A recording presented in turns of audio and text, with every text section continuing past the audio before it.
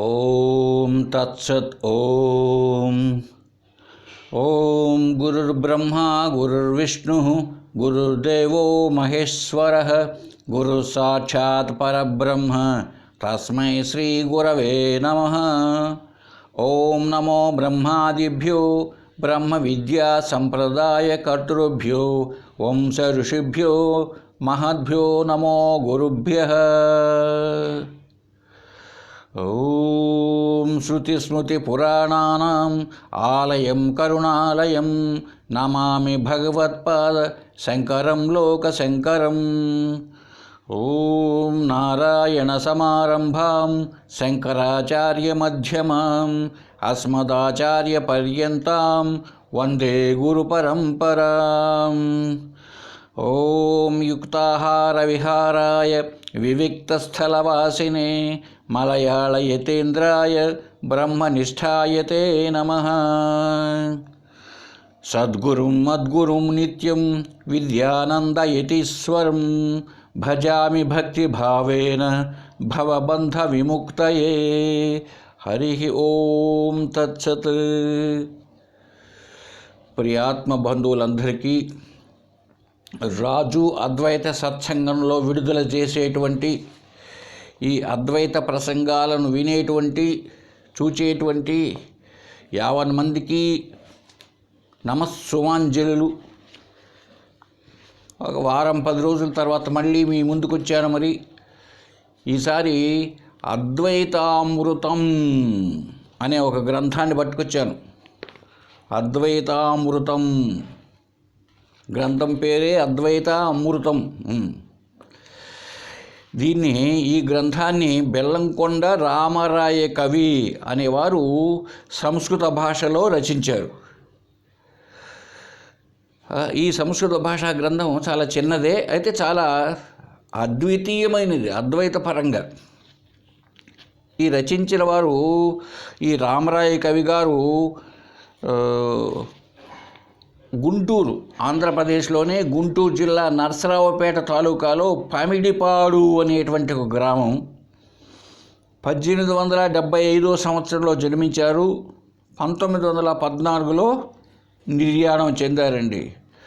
కనీసం సంస్కృత భాషలో 100 గ్రంథాల పైన రచించి ఉంటారు.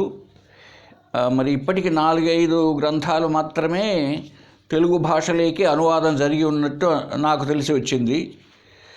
చాలా గొప్పవారు.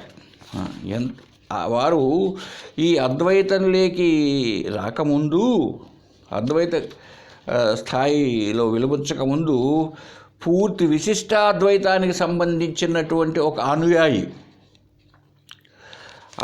అటువంటి వ్యక్తి తర్వాత ఒక గురువు గారు, ఆయన పేరు జ్ఞాపకం రావడం లేదు నాకు, రాళ్లబండి నరసింహశాస్త్రి అని ఆయన దగ్గర వేదాంత పంచదశి అనేటువంటి విద్యారణ్య స్వామి రచన అయినటువంటి ఆ గ్రంథాన్ని చూడడం జరిగింది వీరు రామరాయ కవి గారు. అది అతన్ని అడిగి తీసుకొని తాను దాన్ని అధ్యయనం చేశాడు 3-4 రోజుల్లో. అప్పుడు అర్థమైంది అతనికి, ఎవరికి, రామరాయ కవి గారికి, ఎవరెవరే నా జీవితాన్ని వృధా చేసుకున్నానే, ఇంతవరకు విశిష్టాద్వైతమే వైష్ణవమే ముఖ్యం అనుకొని భావించానే కాదే అని. అప్పటి నుంచి ఆయన అద్వైత సిద్ధాంతం ప్రకారం జీవించారు. అన్ని అద్వైత గ్రంథాలే, అనేక గ్రంథాలు రాశారు. వారు రచించినటువంటి వాటిల్లోకి భగవద్గీత పైన గీతా భాష్యార్క ప్రకాశిక అని 2 భాగాలుగా విడుదల చేస్తున్నారు. చాలా గొప్ప గ్రంథం.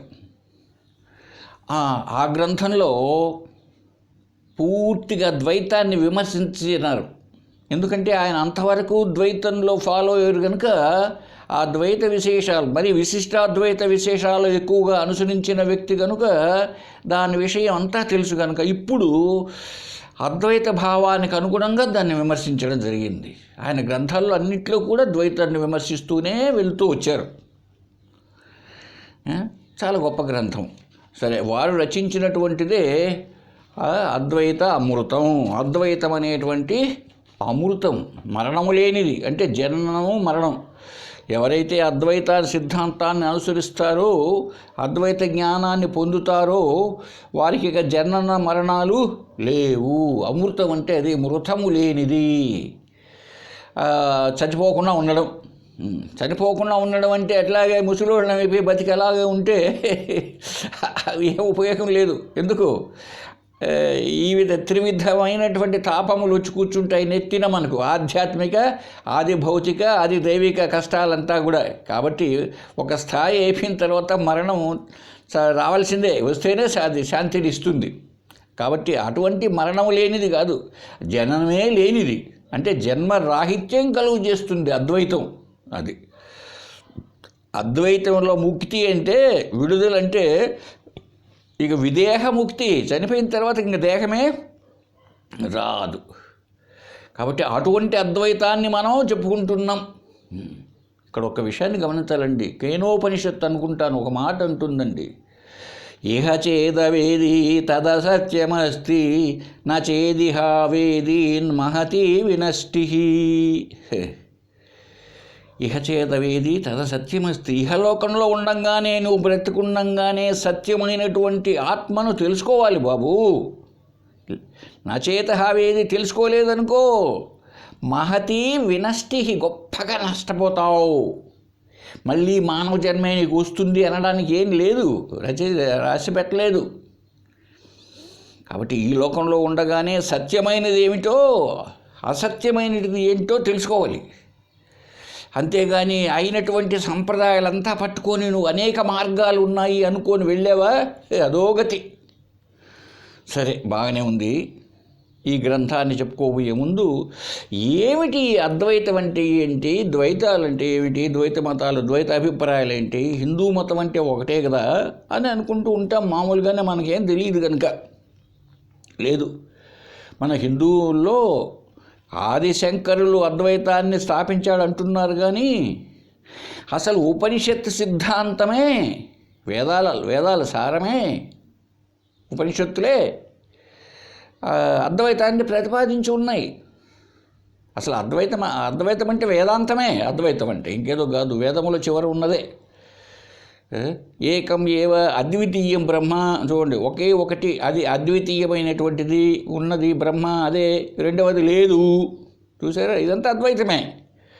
అయితే మన భారతదేశంలో ఈ శంకరులు చెప్పినటువంటి ఈ మాట వినేటప్పటికి చాలామందిలో ఇంకా ఏముందయ్యా, ఉండేదేదో ఆయనే అంటే మనం ఎట్లా జీవిస్తే ఏంటి అనేటువంటి నాస్తికవాదము, బౌద్ధ మతము, జైన మతము, ఇవంతా వచ్చి గందరగోళ పట్టించినాయి భారతదేశాన్ని. అప్పట్లో ఈ మన ఆది శంకరులు కొంత మళ్ళీ వేద ప్రతిపాదన చేసి తీసుకొని వచ్చారు. కనుక అసలు అద్వైతం ఏమిటి, సిద్ధాంతం ఏం చెప్తున్నది, విశిష్టాద్వైతము అనేటువంటి రామానుజ మతం ఏం చెప్తున్నాడు, ఆయన ద్వైతమత స్థాపకుడైనటువంటి మధ్వాచార్య గారి ఉద్దేశం ఏమిటి, ఇవంతా కూడా కొద్దిపాటికైనా మనం అర్థం చేసుకునే ప్రయత్నం చేద్దాం. మనకు అర్థమైతే మనం మంచి మార్గాన్నే పోతున్నాం కదా అన్నటువంటి తృప్తి కలుగు చేస్తుందండి, ధైర్యం ఇస్తుంది మనకు కూడా. కాబట్టి ఈ అద్వైతామృత గ్రంథాన్ని ప్రారంభానికి ముందు పీఠికగా, ముందు మాటగా కొంచెం వివరిద్దామని అనిపించింది నాకు. కొద్దిపాటి నాకు తెలిసినటువంటి ధోరణిలో చెప్పుకుంటూ పోతూ ఉన్నా. తప్పొప్పులుంటే విజ్ఞులు, జ్ఞానులు క్షమించవలసినందుగా నేను ప్రార్థిస్తున్నానండి. సరే, ఈ ఆదిశంకరులను మరి అద్వైతంతో మొదలుపెడుతున్నాం కనుక ఆదిశంకరాచార్యులే దాన్ని, మిగిలింది ఉంది ఉపనిషత్తుల్లో, బయట పూర్తిగా తీసుకొచ్చాడు. మరి తను రాసినటువంటి భాష్యాల ద్వారా, తాను రచించినటువంటి ప్రకరణ గ్రంథాల ద్వారా అడుగున అద్వైతాన్ని స్థాపించుతూ వచ్చారు. కనుక వారిని ప్రార్థన చేస్తూ, వారు శిష్యులు, తోటకాచార్యుడు అనేవాడు తోటకాష్టకం అని రాశారండి, ఒక 8 శ్లోకాలు గురువు గారిని ప్రార్థన చేస్తూ. మనం కూడా దాంట్లో 1-2 శ్లోకాలు చెప్పుకొని తర్వాత విషయం పోదాం. తర్వాత ఏంటి అద్వైతం అనేది. విదితాఖిల శాస్త్ర సుధా జలధే మహితోపనిషత్ కథితార్థనిదే హృదయే కలయే విమలం చరణం భవశంకర దేశికమే శరణం. అద్భుతమైనటువంటి శ్లోకాలండి. సరే, దీని భావం కూడా చెప్తాం, ఊరికే ఏదో అర్థం లేకుండా శ్లోకం చెప్పేస్తే ఉపయోగం లేదు. శంకర దేశికమే శరణం. ఓ శంకర, ఓ శంకర గురుదేవా, నీవు అమృత సముద్రాలు అనేటువంటి అఖిల శాస్త్రములను తెలిసినవాడవు. మహిమాన్వితములైన ఉపనిషత్ అనేటువంటి ఆ వేద విద్యకు వ్యాఖ్యానాలకు నువ్వు నిధి వంటి వాడివి. నీ పవిత్ర చరణకములములను నేను నా హృదయంలో ధ్యానిస్తా. హృదయే కలయే విమలం చరణం. నీ పరిశుద్ధమైనటువంటి తామర పుష్పాల్లాంటి పాదాలను నేను నా హృదయంలో ధ్యానిస్తాను. ఓ శంకర గురువు, నీవే నాకు శరణ్యము. కరుణావరుణాలయ పాలయ మాం భవసాగర దుఃఖ విదూన హృదం రచయాఖిల దర్శన తత్వమిదం భవశంకర దేశికమే శరణం. ఓ కరుణావరుణాలయ పాలయ మాం, ఓ కరుణా సముద్రుడా, సంసారమనే సాగరంలో పడి దుఃఖముచే హృదయ తాపము గల నన్ను కాపాడుము. నన్ను సమస్త దర్శనాలు వేదాంత విద్యలు తెలిసిన వాడినిగా నన్ను తీర్చిదిద్దుము. గురుదేవా, నీవే శరణు. చాలండి, 8 శ్లోకాలు కాదు, చాలు మన ప్రార్థనతో. ఇప్పుడు శ్రీ శంకరాచార్యులు గురించి, శంకరాచార్యులు రచించిన అద్వైతం అంటే ఏంటో కొద్దిగా మరీ ఎక్కువ లేకుండా సంక్షిప్తంగా చెప్పుకుందామండి. తర్వాత విశిష్ట అద్వైతం, ద్వైతాలు చూద్దాం. శంకరాచార్యులు వారు కేరళ రాష్ట్రంలో పూర్ణానదీ తీరంలో కాలడి అనే గ్రామంలో జన్మించారండి. క్రీస్తు శకము 788లో వైశాఖ మాసం శుద్ధ పంచమి నాడు పుట్టాడు అంటున్నారు. ఇంతకీ ఆ సంవత్సరాన్ని కరెక్ట్గా చెప్పడం కుదరదు, పలు అభిప్రాయాలు ఉన్నాయి ఆయన జననాన్ని గురించి. కొంతమంది క్రీస్తు పూర్వము 500 సంవత్సరాలకు ముందు వాడు శంకరులు అనేటువంటి వాదన కూడా ఉన్నది. అయితే ఈ క్రీస్తు శకం 780 అనేది ఎక్కువ మంది మహానుభావులు నిర్ధారణ చేసి ఉన్నారు. అది ఆయన యొక్క ఇది. సరే, ఈ శంకరాచార్య జీవిత చరిత్ర అందరికీ చదివే ఉంటారు, తెలుసుకొనే ఉంటారు. మరి నేను దాని జోలికి వెళ్ళను. ఆయన ఎలా సన్యాసం తీసుకున్నాడు, గురుదేవులైనటువంటి గోవింద భగవత్పాదాచార్యుల యొక్క బోధన పొందాడు, తర్వాత ఎలాగా కాశీక్షేత్రంలో ఏం చేశాడు, ఇదంతా కూడా ఆయన చరిత్ర. సరే, విషయాన్ని చూద్దాం. ఈ అద్వైత సిద్ధాంతాన్ని గురించి దేశికాచార్య స్వామి అని ఆయన సిద్ధాంతత్రయము అనే గ్రంథం రాశాడండి. సిద్ధాంతత్రయము, దాంట్లో ఈ అద్వైత సిద్ధాంతాన్ని గురించి ఒక శ్లోకం ఇచ్చారు చూడండి. అద్వైతం అంటే ఏంటో ఆయన తెలియజేశాడు. ఆయన మాటల్లో విందాం, మన సొంత పైత్యం కాకుండా.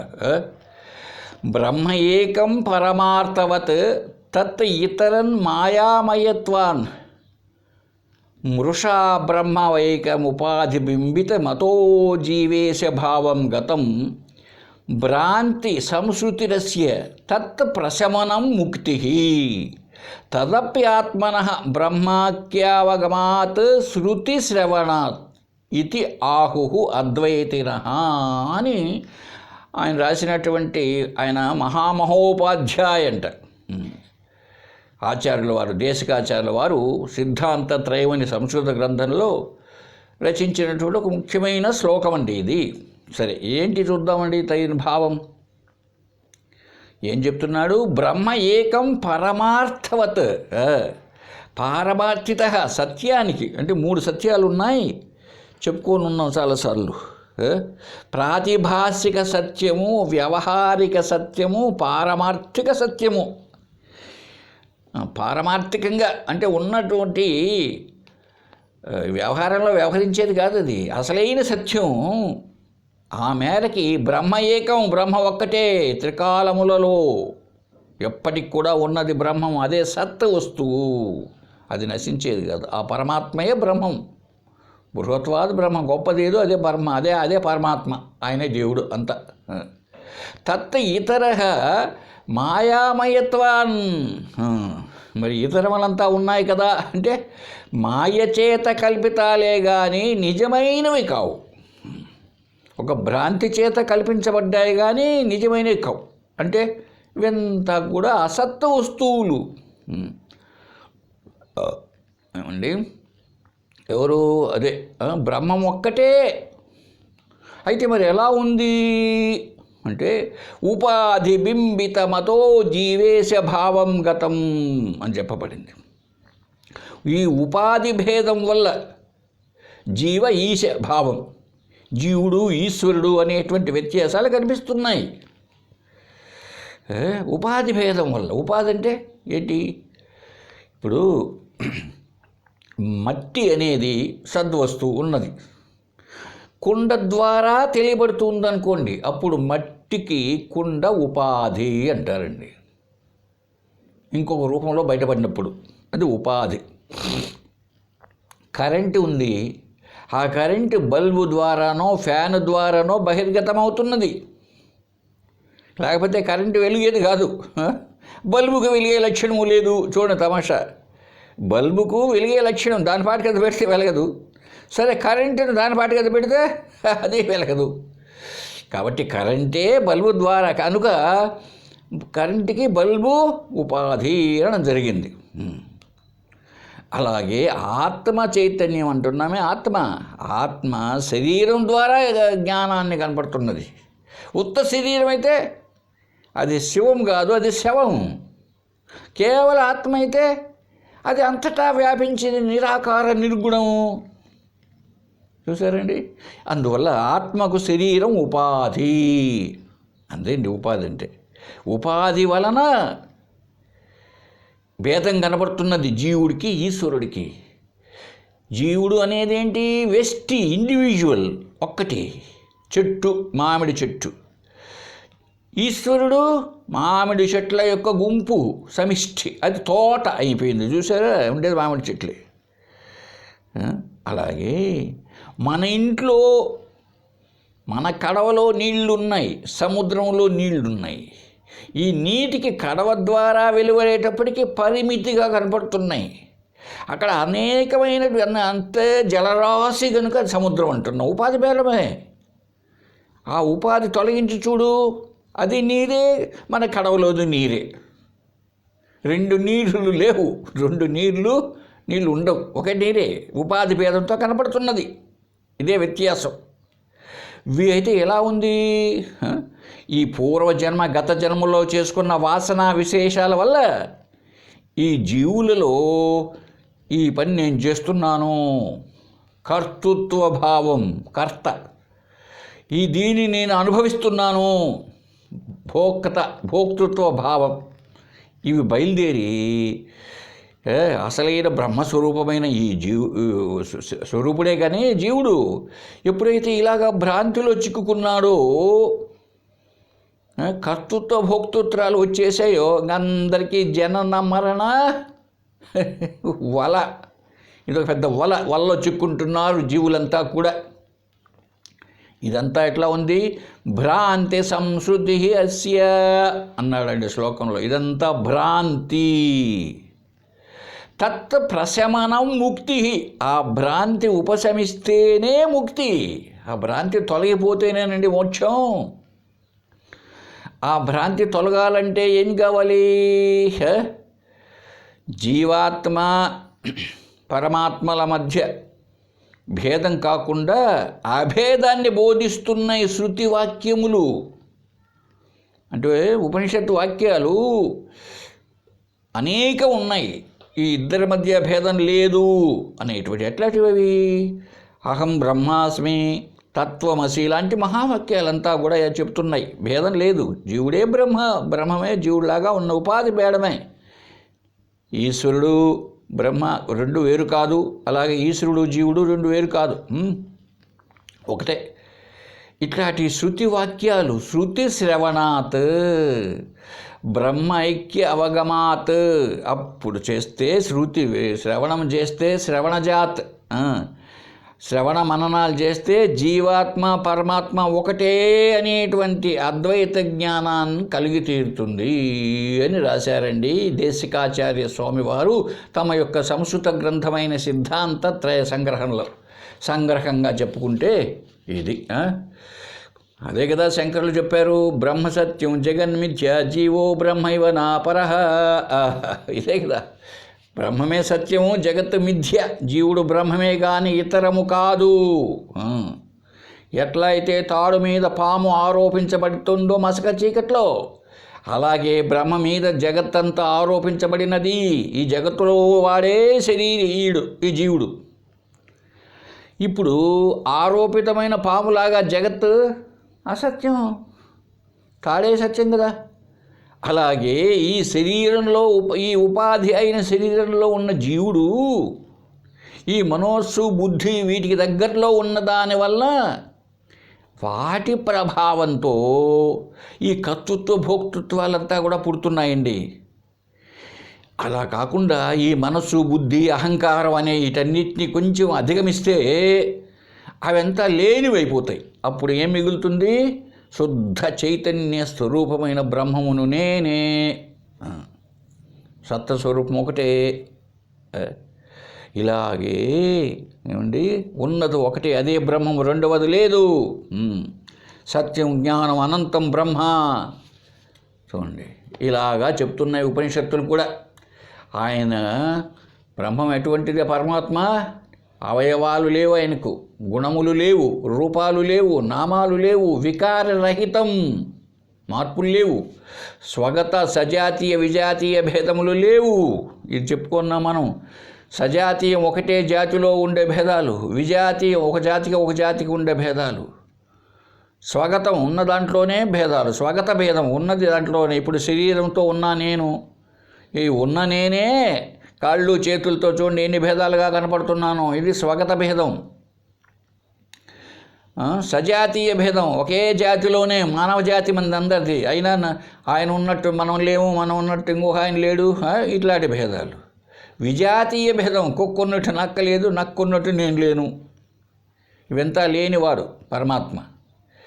ఇక్కడికి వచ్చేటప్పటికి వాళ్ళు ఏం చెప్తారు తెలుసా? ఈ విశిష్టాద్వైతులు ద్వైతులు రెండు కలిపితే ద్వైత మతమే. అది ఆ పరమాత్మ దివ్య మంగళ స్వరూపుడని. చూడండి, అద్వైతం ఏం చెప్తోంది?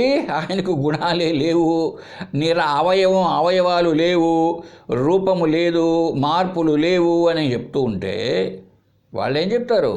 పరమాత్మ అనే ఆయన దివ్యమంగళ స్వరూపుడని, సకల సద్గుణ సమన్వితుడని చెప్తున్నారండి. అది వీళ్ళు ఇంకా ఏం ప్రతిపాదించారో తెలుసా? సగుణ సాకార బ్రహ్మమైతే వాళ్ళు ప్రతిపాదించింది. శంకరాచార్యులు బ్రహ్మము నిర్గుణము నిరాకారము అంటారు. ఇది తేడా. ఆయనలో మార్పులు లేవు, బ్రహ్మ ఒక్కటే, నీకు అలా కనిపిస్తున్నది. ఆత్మన్నా బ్రహ్మన్నా కేవల జ్ఞాన స్వరూపమే, జ్ఞానమే బ్రహ్మము. ఇది అద్వైత సిద్ధాంతంలో ఇలాగా తెలియజేస్తుంది. మరి జగత్ అండి, జగత్ అన్నది మిథ్యా. ఏమండి, అయితే ఈ మిథ్యలో ఎందుకని? ఇది ఆదిలోనూ చివరిలోనూ వారు పరమ గురువు గారు చెప్పారే గౌడపాదాచార్యులు, ఏదైతే ఆది అంతములందు ఉండదో ఆదావంతే చెయ్యన్నాస్తి వర్తమానేవి తథ్యత. అది ఆదిలో లేకుండా చివర్లో లేకుండా మధ్యలో మాత్రం కనపడుతూ ఉంటుందే, అది మిథ్య. జగత్తు పుట్టకముందు పరమాత్మయే ఉన్నాడు, జగత్తు నశించిన తర్వాత పరమాత్మే ఉంటాడు. కాబట్టి మధ్యలో కూడా ఉన్నది పరమాత్మే, అనేకంగా కనిపిస్తూ ఉండవచ్చు.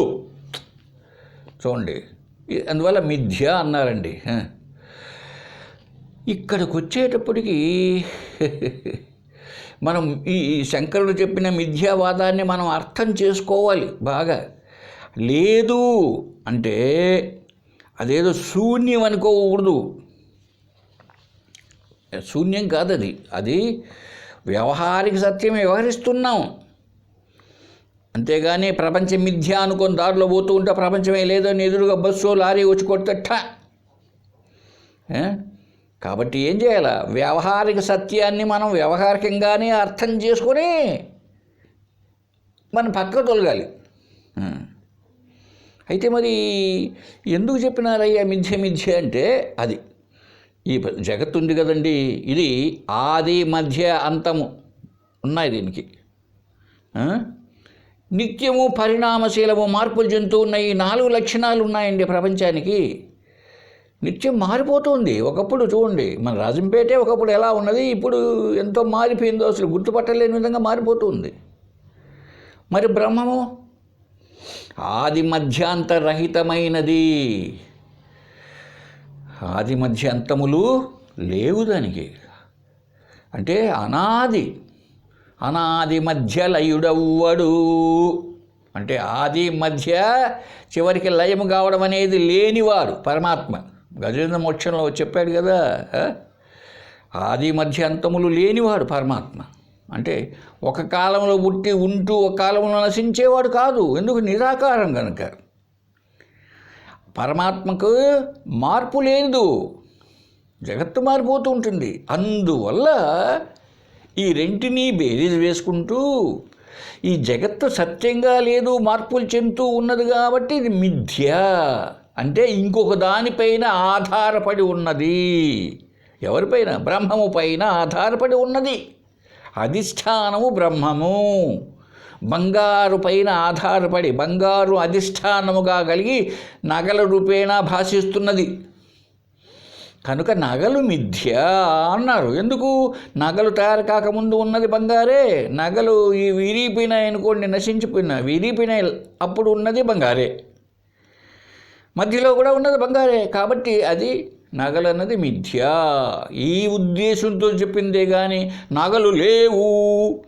మరి మెడలో వేసుకుని నెక్లెస్ చేతులు పెట్టుకుంటే గాజులు లేవండే వాడు ఫూల్. కాబట్టి అద్వైతాన్ని అర్థం చేసుకోవాలి. చాలామంది ద్వైతులు ఇక్కడే పప్పులో కాలు వేస్తుంటారు. కనుక శంకరాచార్యులు సరిగ్గానే చెప్పారండి. వ్యావహారిక సత్యాన్ని, పారమార్థిక సత్యాన్ని చక్కగా చెప్పారు ఆయన. వారి దృష్టిలో ఈ జగత్తంతా కూడా ఉందే, ఇది వ్యవహారికంగా సత్యమే, అయితే పారమార్థికంగా తత్వశాస్త్ర రూపేణ అసత్యం. అయితే మనం ఏం చేస్తున్నాం? వారి తాత్విక సిద్ధాంతాన్ని, వ్యవహారిక సత్యాన్ని కలగాపులగం చేసుకొని మాట్లాడుతున్నాం. మాట్లాడడంలో ఇంకా ఎట్ట మాట్లాడుతా తెలిసిన ద్వైతులు, ఏంటయ్యా ఈ అద్వైతులు ఇదంతా అసత్యం అంటున్నారు అని. అసత్యంగా అనడం లేదండి, వ్యవహారికంగా కూడా అసత్యం అని చెప్పడం లే, వ్యవహారిక సత్యం అంటున్నాం మనం. కాబట్టి ఎప్పుడు ఇలాగా అర్థం చేసుకోవడంలో శంకరులు మాయా సిద్ధాంతానికి ఉదాహరణ పెట్టాడు. ఇదంతా లేదనడం కాదు, వ్యవహారికంగా సత్యం కాదు, పారమార్థికంగా సత్యం కాదు, అంతే, వ్యవహారికంగా సత్యమే. ఇది కావాలి. అందుకే శంకరాచార్యులు సత్యాన్ని 3 రకాలుగా చెప్పారండి. ప్రాతిభాసిక సత్యం, వ్యావహారిక సత్యం, పారమార్థిక సత్యం. ఇప్పుడు ప్రాతిభాసిక సత్యం అంటే ఏదో భ్రాంతిలో కలగన్నట్టు అనుకోండి. ఈ భ్రాంతి కలగడంలో ఒక వస్తువు ఇంకొక వస్తువులాగా కనపడింది అనుకోండి, తాడు మీద పాములాగా. అది ఎట్లా ఉంటుంది? ఆ భ్రాంతి ఉన్నంతసేపు, భ్రాంతిలో ఉన్నంతసేపు ఇంకొక వస్తువు యొక్క జ్ఞానమే ఉంటుంది. ఇప్పుడు భ్రాంతిలో ఉన్నాం మనం, సరిగా లైట్ లేదు, తాడు పాముగా కనపడుతూనే. ఇది కనపడినంతసేపు అది సత్యమే, పామే. అయితే క్షణంలో పోతుంది లైట్ వేస్తూనే. కనుక అట్టాడు దాన్ని ఏమన్నారు? ప్రాతిభాసిక సత్యం అన్నారు. ఇది భ్రాంతి తొలుగుతూనే అప్పుడు ఇంకొక వస్తువుగా చూసామే మనం. కల్లో ఇంకొక ప్రపంచం కనపడింది కదా, మేల్కొంటేనే మేల్కొంటేనే అది లేకుండా పోయింది క్షణంలో. అందువల్ల వేరొక వస్తువు నిజం కాదు, అసలు ఉన్నది అదే ఉన్న తాడే పాములాగా భ్రాంతితో కనపడుతున్నది. కనుక పాము మిథ్య. ఏమండి? అలాగే ఇది ప్రాతిభాషిక సత్యం. వ్యవహారిక సత్యం అంటే ఎలా ఉంటుందో చూద్దామండి. ఇప్పుడు కన్ను, ముక్కు, నోరు, చెవి, చర్మము అనేటువంటి ఇంద్రియాలు, జ్ఞానేంద్రియాలు, మనస్సు అనే అంతరేంద్రియము, వీటి ద్వారా మనం జ్ఞానాలంతా పొందుతున్నాం కదా. ఇది పుస్తకము, అది కొండ, ఇది వేడి, ఇలాగా ఈ జ్ఞానాలన్నీ వ్యవహారిక ప్రపంచానికి సంబంధించినవి అండి. వ్యవహరిస్తున్నాం మనం. ఇప్పుడు మన కళ్ళతో చూస్తున్నాం, మన చేతులతో తాకుతున్నాం. ఈ ప్రాతిభాషిక సత్యం అలా కాదు, భ్రాంతిలో కనపడుతున్నది అంతే. ఆ భ్రాంతిలో కనపడిన దాన్ని ఇప్పుడు ఎట్లయిపోయినావు, నీళ్లు కనపడుతున్నాయి, నీళ్లు తాగడానికి పనికిరావు, కనపడుతుంది, అది భ్రాంతి వల్ల. మధ్యాహ్నప్పుడు ఎండలో ఇసుక పైన నీరు కనపడుతూ ఉంటుంది, మరి కనపడినంతసేపు నీళ్లు కనపడుతూనే ఉన్నాయి, ఇదేమో ఇది ప్రాతిభాషిక సత్యం. వ్యవహారికానికి పనికిరాదు. ఆ నీళ్ళను ఏదో చేద్దాం, మన పొలాన్ని కట్టుకుందాం అంటే పనికిరాదు కదా. అదేమో ప్రాతిభాషిక సత్యం. వ్యవహారిక సత్యం అంటే ఏంటి?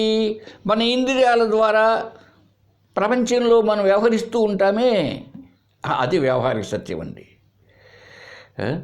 ఇది ఈ జగత్తంతా ఎట్లా ఉందంటే ఇప్పుడు ప్రాతిభాషికంగా లేదు, వ్యవహారికంగా ఉంది. బ్రహ్మ మీద ఆరోపించబడి ఉన్నది.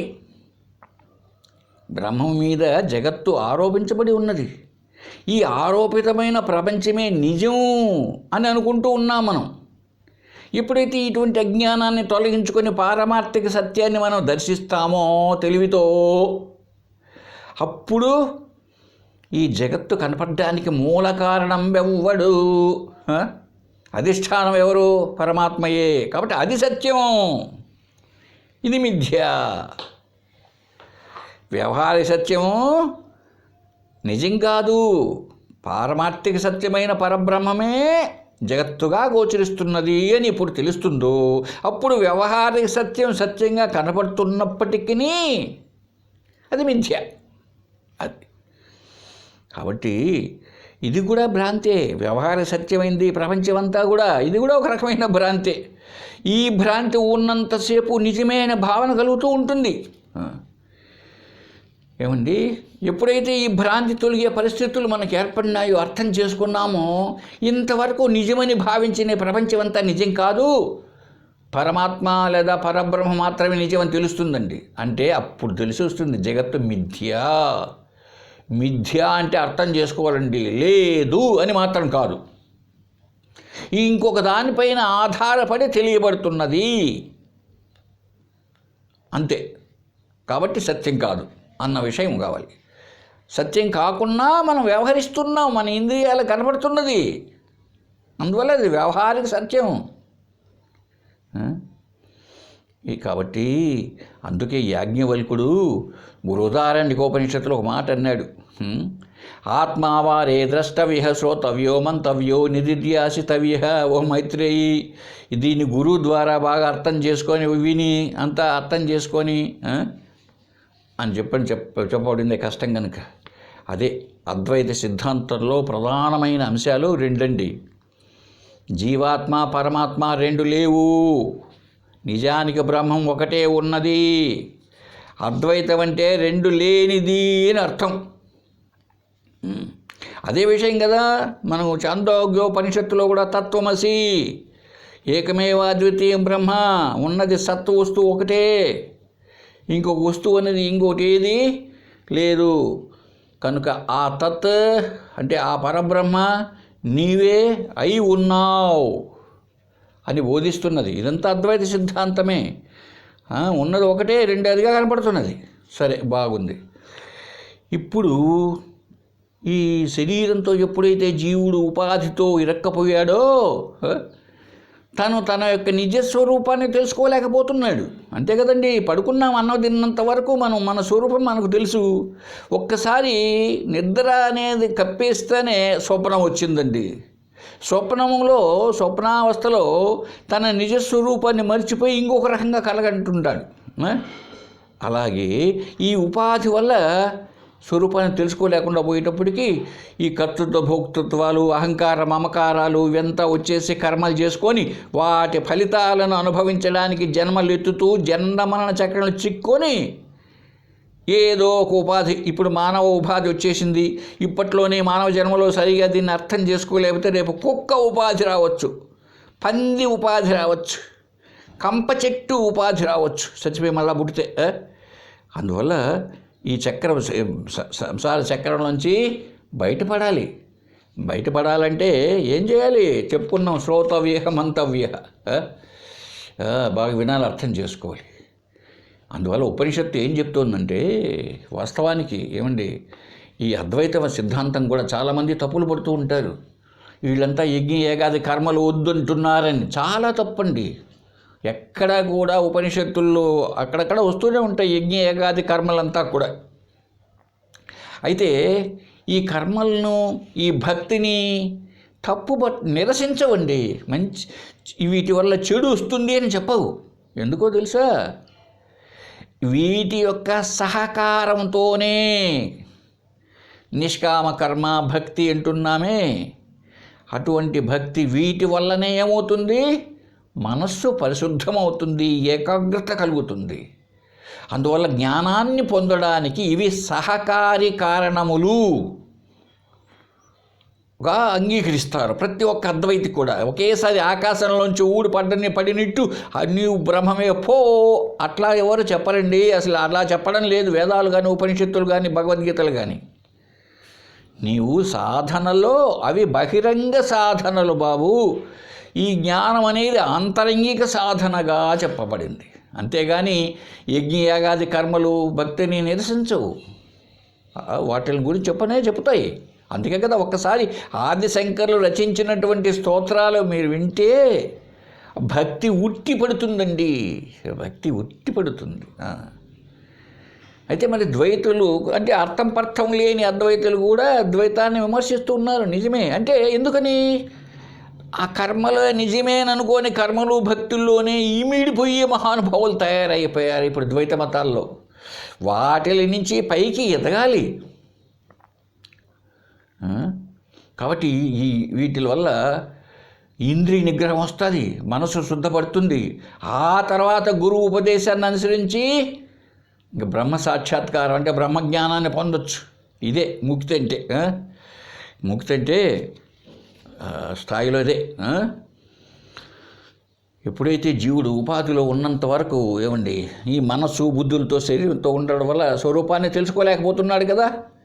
అదే అజ్ఞానం, అదే అవిద్య. అవిద్య తొలగిపోతూనే ఏమవుతుంది? తాను పరమాత్మే అని అర్థమైపోతుంది. ఇప్పుడు కుండలో ఆకాశం ఎరకపోయిందండి. ఆకాశం అంటే ఖాళీ జాగా, ఎరకపోయినట్టుగా ఉంది. అందుకే దానికి ఘటాకాశం అనే పేరు. కుండ పగిలిపోతే ఏమవుతుంది చెప్పండి? అక్కడున్న ఆకాశమే మహాకాశంలో లయమైపోతుంది కదా. కాబట్టి ఈ యజ్ఞయాగాదులు చేసే స్వర్గం వస్తుంది అని అంటూ ఉంటారే, అది ఏంటి? అదొక సద్గతి. అదొక మంచి చోటుకు వెళ్ళడం, అంతేగాని మోక్షం అనేది సంపాదించేది కాదని అర్థం చేసుకోవాలి. నీవు ముక్తుడవే అంటుంది ఉపనిషత్తు. నీవు ముందే మోక్షాన్ని పొందే ఉన్నావు, బంధం లేదు నీకు అసలు. ఇది నిజంగా అనుభవపూర్వకంగా అర్థం చేసుకోవాలి. దేహాత్మాభిమానం ఉన్నంత వరకు కర్మలు చేస్తూనే ఉంటాం ప్రతి ఒక్కడు. మళ్ళీ ఆ కర్మ ఫలితాలు అనుభవించడానికి మళ్ళీ జన్మ పొందుతూ ఉంటాం. పునరపి జననం, పునరపి మరణం. ఇదే సంసార బంధం. ఈ బంధము నుంచి విముక్తి పొందడమే మోక్షం. ఈ విముక్తి పొందడం అంటే ఎట్లా? తన స్వస్వరూప జ్ఞానం కలిగితేనే అయిపోయిందండి. ఇదేనండి అద్వైత సిద్ధాంతం. ఈ జీవితకాలంలోనే ఈ జ్ఞానం కలిగితే అది జీవన్ముక్తి. శరీరం చాలించిన తర్వాత అంటే మరణించిన తర్వాత విదేహముక్తి, అంటే మళ్ళీ జన్మ రాదు. అలా కర్మ వల్ల ఈ భక్తి వల్ల ఏమవుతుందో తెలుసా? స్వర్గం వస్తుంది, లేదా వైకుంఠమ కైలాసం లాంటివి వస్తాయి. పుణ్యం కాస్త క్షీణించగానే మళ్ళీ పునర్జన్మ వస్తుంది. కనుక కాబట్టి అద్వైతము అందువల్ల కర్మాచరణకు అంత ప్రాధాన్యత ఇవ్వలేదు. అట్లా అని ఏమైనా భక్తికి కర్మలకు వ్యతిరేకమా అంటే వ్యతిరేకం కాదు. వాటి ద్వారానే అద్వైత స్థాయికి జ్ఞాన మార్గానికి వెళ్ళాలి. కానీ వీటికి స్వతహాగా ముక్తిని కలిగించేటువంటి స్థితి లేదండి కర్మలకు భక్తికి. ఇది అర్థం కావాలి. అందుకే మొట్టమొదట్లో మనోనిగ్రహాన్ని వైరాగ్యాన్ని పొంది సాధకుడు ఏం చేయాలి? జ్ఞాన మార్గం వైపు ప్రయాణం చేయాలి. అప్పుడు మాత్రమే అది అద్వైత స్థాయి ఉన్నది, తానే పరమాత్మ అన్నది తెలిసిపోతుందండి. కాబట్టి మోక్షం అంటే అద్వైత స్థాయిలో ఇది అన్నటువంటిది బాగా అర్థమైపోతుంది. సరే, చాలనుకుంటాను ఇంత మాత్రం అద్వైతాన్ని గురించి. కాబట్టి శంకరుల యొక్క బోధను అర్థం చేసుకుందాం. తర్వాత రెండవది విశిష్టాద్వైతాన్ని గురించి కూడా కొద్దిగా చెప్పుకుందామండి. ఈ విశిష్టాద్వైతాన్ని శ్రీ రామానుజులు అనేవారు దీన్ని తీసుకొచ్చారు. ముఖ్యంగా విశిష్ట అద్వైతం ఏంటో, ఎందుకు అది అద్వైతం అంటున్నారు వైపున,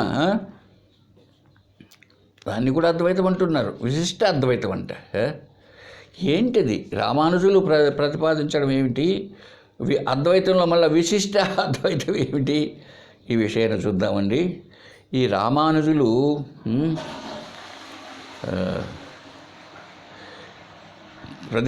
దీన్ని అంటే అంతకుముందు ఉపనిషత్తుల్లో కూడా ఉన్న ఈ ఉపాసనలు అంతా కూడా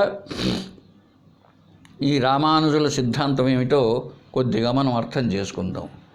ఈ రామానుజులు వచ్చే కాలం నాటికి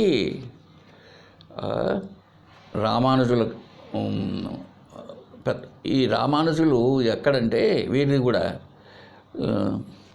పెరంబూరు లేదా పెరుంబుదూరు అంటారు తమిళనాడులో. అక్కడ 1017లో జన్మించారటండి. 1017లో జన్మించారు వీరు.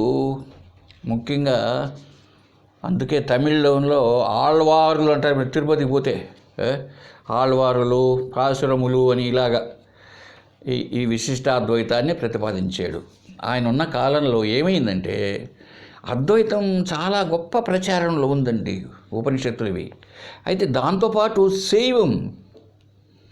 శైవ మతస్థులు, శివుడు అన్నటువంటిది.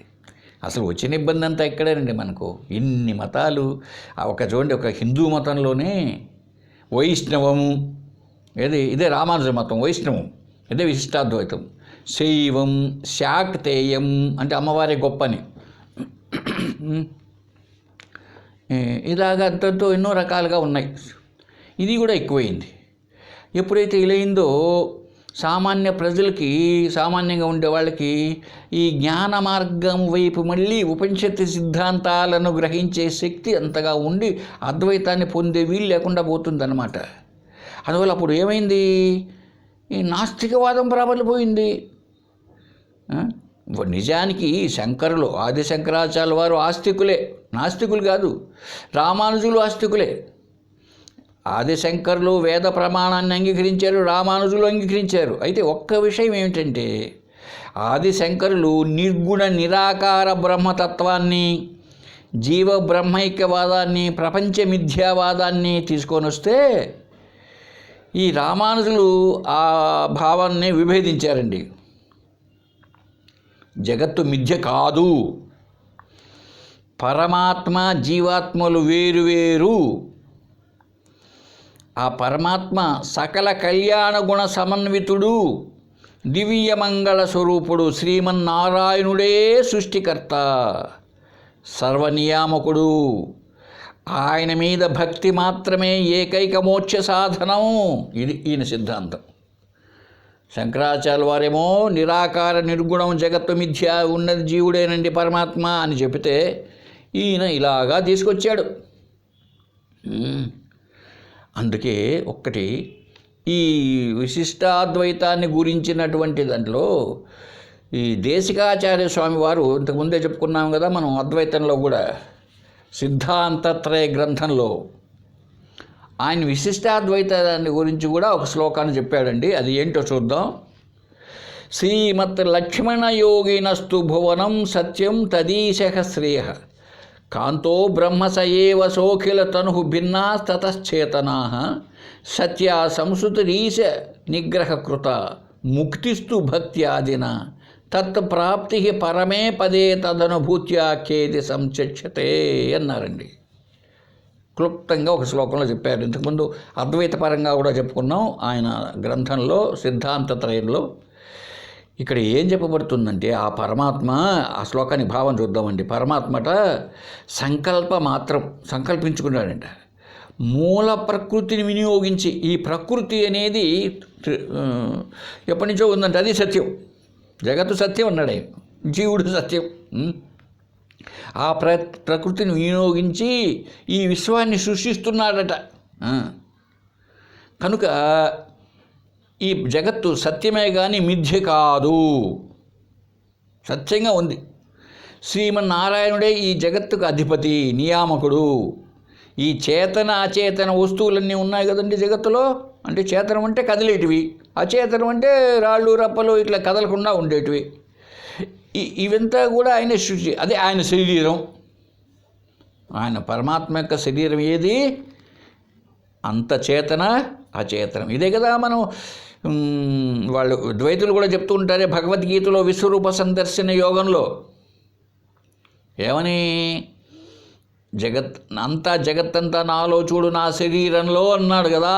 కాబట్టి భగవంతుని శరీరమే, భగవంతుని శరీరంలోనే హిమాలయ పర్వతం ఉన్నది, మొసళ్ళు ఉన్నాయి, మనుషులు ఉన్నారు, కృష్ణుడు రాముడు ఉన్నాడు, వీళ్ళంతా ఉన్నారు చూడు నాయన అర్జున అని చెప్పాడు కదా. కాబట్టి చేతన అచేతన పదార్థాలంతా ఆయన శరీరమే అని చెప్పాడు రామానుజులు. అయితే ఈ జీవాత్మలు పరమాత్మ కంటే వేరు, ఇద్దరికి ఐక్యం కలగదు, ఇద్దరికి ఐక్యము కలగదన్నమాట. అయితే మరి ఎట్లా అంటే విశిష్ట అద్వైతం ఎందుకయిందండి అంటే ఆయన ఉద్దేశంలో ఈ అచేతనం అంటే జగత్తు, చేతనము కదిలేదంటే జీవుళ్ళు, ఈ మూడు ఉన్నాయి. ఈ చేతన అచేతనాలుగా ఉండే ఈ రెండు, అచేతనము చేతనం ఉంది కదా, ఇవంతా కూడా ఏ మూడు? పరమాత్మ నెంబర్ 1, నెంబర్ 2 అచేతనమైన జగత్తు, చేతనం అంటే జీవుళ్ళు. ఈ మూడు ఉన్నాయి, మూడు సత్యమే. అయితే ఈ కదిలేటివి కదిలే ప్రాణులు, కదలకుండా ఉండే ఇవంతా, ఈ జగత్తంతా కూడా ప్రళయం వచ్చేటప్పటికి పరమాత్మలో కలిసిపోతాయండి. ఇలా చూసినప్పుడు అంతా కలిసిపోయినప్పుడు ఇప్పుడు రెండు వేరే ఉన్నాయా? చేతన అచేతనాలు వేరుగా ఉన్నాయా? లేవు, ఒక పరమాత్మే. అప్పుడు మరి అద్వైతమే కదా. అయితే దీనిలో ఒక విశిష్టత ఉన్నదండి. ఏంది? ఈ చేతన అచేతనాలు రెండు ఉన్నాయే అంటే జగత్తు జీవుళ్ళు రెండు ఒకటే. ఈ రెండు ఒకటిగా ఉంటూ పరమాత్మకు శరీరంగా ఉన్నాయి. ఈ విధంగా చూసినప్పుడు పరమాత్మేమో అద్వితీయుడే అయినా కూడా, పరమాత్మ అద్వితీయుడే అంటే ఈ జగత్తును జీవులను తన శరీరంగా పెట్టుకొని ఉన్నాడు ఒకడే. అయితే ఆయనలో ఈ విశిష్టత ఉన్నది. ఇప్పుడు ఏ విశిష్టత? తన శరీరంలో వాళ్ళంతా ఉన్నారు కాబట్టి ఇది విశిష్ట అద్వైతము, విశిష్టమైనటువంటి అద్వైతం. ఇది ఈ జగత్తు జీవుళ్ళు ఆ దేవుడి యొక్క శరీరం. సహస్ర శీర్షా పురుష సహస్రాచ సహస్రపాత్ అని మనం పురుష సూక్తంలో కూడా ఒక్కసారి అర్థం చేసుకుంటే శరీరం అంతా కూడా దేవుడిదే అని చెప్పారు. కాబట్టి ఆ దేహమే ఈ చరాచర జగత్తంతా కూడా ఆయన శరీరమే. ఇవి కనుక ఈ దేవుడే యజమాని. ఈ పరమాత్మ కంటే వేరుగా ఈ జగత్తుకు ఈ జీవుళ్లకు అస్తిత్వమే లేదు. ఈ జీవాత్మ జడమైనటువంటి జగత్తంతా కూడా పరమాత్మ కంటే ఈశ్వరుని కంటే భిన్నములే. అయితే ఎలా ఉంది? రామానుజ సిద్ధాంతం ప్రకారం ఇది అద్వైతమే కానీ విశేషంతో కూడి ఉంది, జీవ జగత్తులతో కూడి ఉంది. అందుకే అది విశిష్టాద్వైతమైనది అని మన రాధాకృష్ణ పండితులు ఉన్నారే, మన గత రాష్ట్రపతి గారు భారతీయ తత్వశాస్త్రంలో దాని గురించి అద్భుతంగా వివరణ ఇచ్చున్నారండి. ఎందుకు? జీవుడు వేరే, జగత్తు వేరే, అదేమో వేరే. అయినప్పటికీ మరి విశిష్టాద్వైతం అని ఎందుకన్నారయ్యా అంటే అదంతా ఆయన శరీరమే కనుక శరీరము వేరే కాదు అన్నటువంటి విషయాన్ని చెప్పడం జరిగింది. ఈ విశిష్టాద్వైతంలో ఎక్కువ భక్తికి శరణాగతికి ఎక్కువ ప్రాధాన్యత ఇచ్చారండి. ఒక పరమాత్మను సగుణ సాకార తత్వంగా చిత్రం చేశారు. ఈ శంకరుడు చెప్పేటువంటి నిరాకార బ్రహ్మం శూన్యం లాంటిది, ఇది బౌద్ధులు చెప్పినటువంటి శూన్యవాదంతో సమానమైనది అని రామానుజుల అభిప్రాయం. ఎందుకు ఆకారం లేదు నిర్గుణం అనేటప్పటికీ. అందువల్ల ఆయనకు ఒక రూపాన్ని తెచ్చిపెట్టారు, ఆ పరమాత్మకు ఒక రూపాన్ని తెచ్చిపెట్టారు. ఈ పరమాత్మ విశ్వానికి అంతకు తానే శరీరం. ఆయనే వైకుంఠంలో ఉంటాడు. లక్ష్మీదేవి, భూదేవి, నీలాదేవి, అనంత, గరుడ, విశ్వక్సేనుడితో కలిసి ఉంటాడు. ఆయన ఎన్నెన్నో అవతారాలు ఎన్నెన్నో పేర్లతో ఉంటూ ఉంటాడు. ఇది వాళ్ళ యొక్క విశిష్టాద్వైతుల యొక్క రామానుజ మతంలో తెలియజేసేటువంటిది.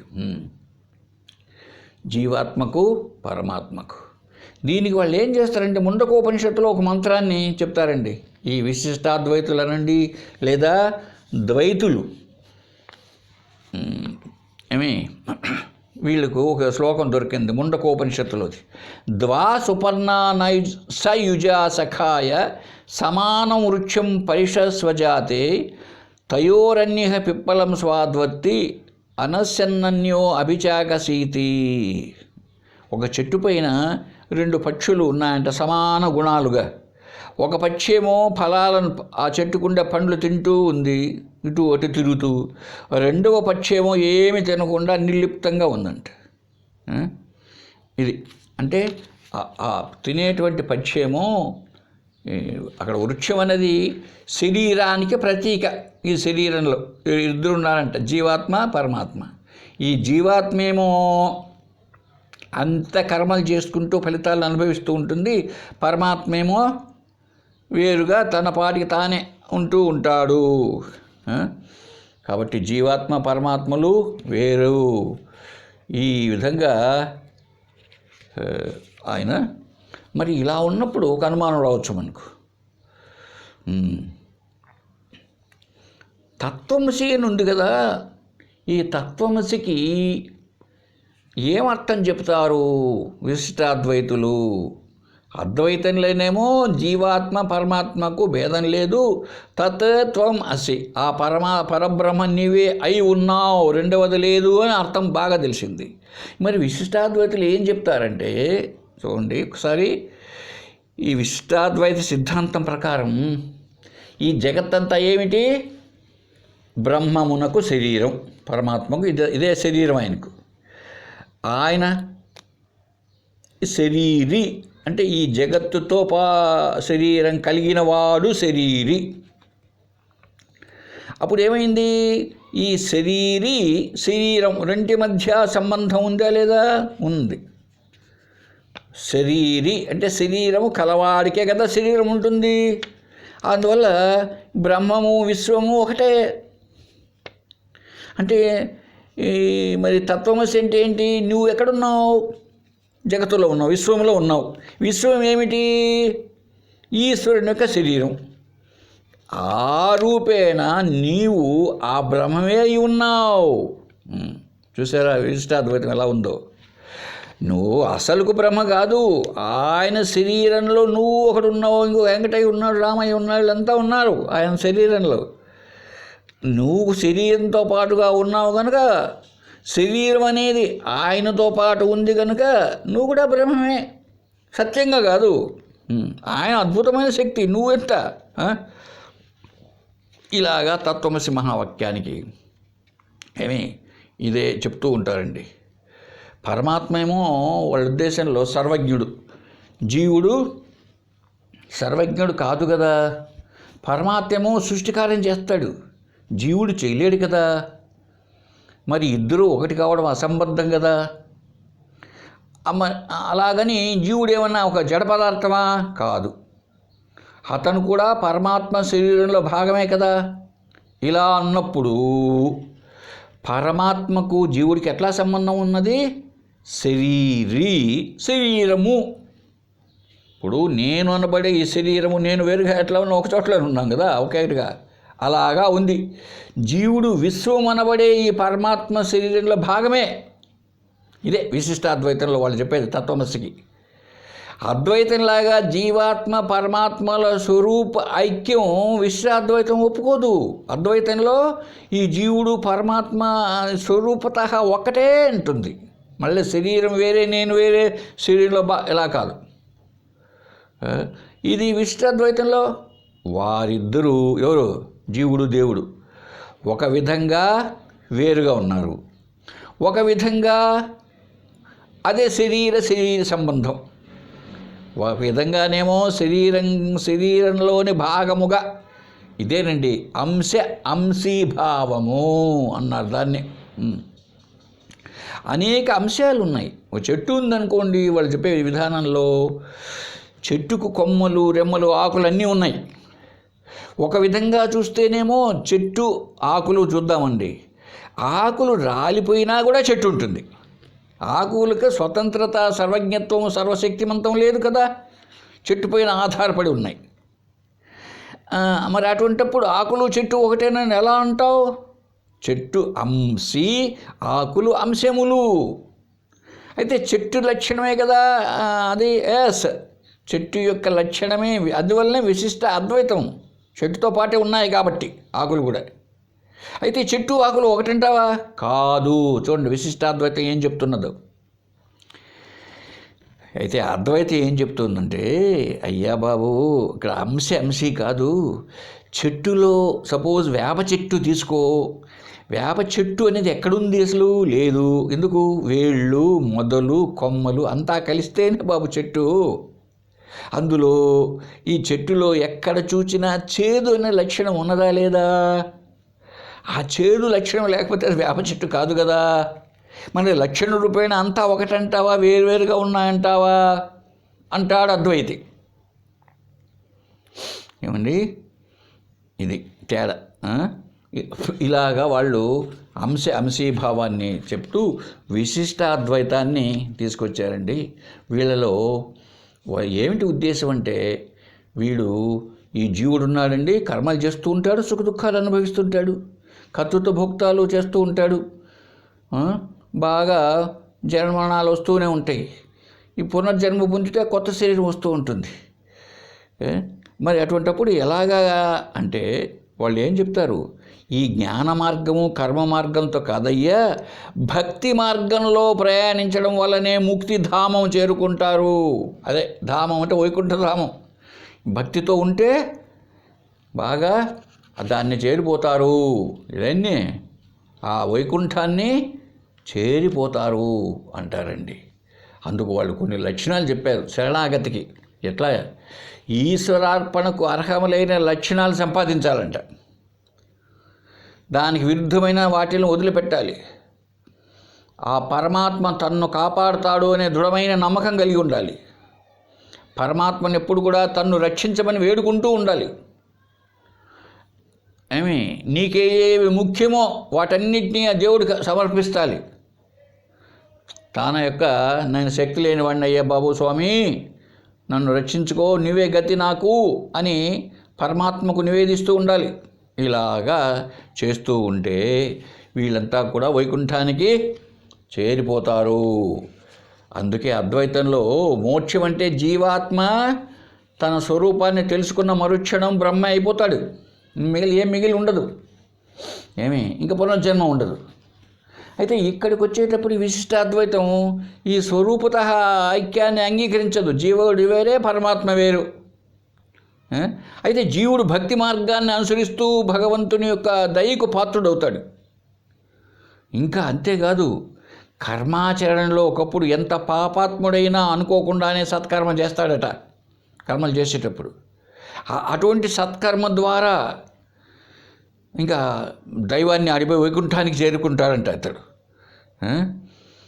కాబట్టి వాళ్ళంతా ఏం చేస్తారు? ఉపాసనలు, తీర్థయాత్రలు, పూజలు ఎన్ని చేసినా వాళ్ళంతా భగవంతుని దయ పొందడానికి అదే అంటారు వాళ్ళ మోక్షం.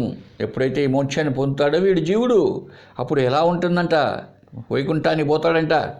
అక్కడ దివ్యమంగళ స్వరూప విశిష్టుడైన శ్రీమన్నారాయణుడు ఉంటాడు.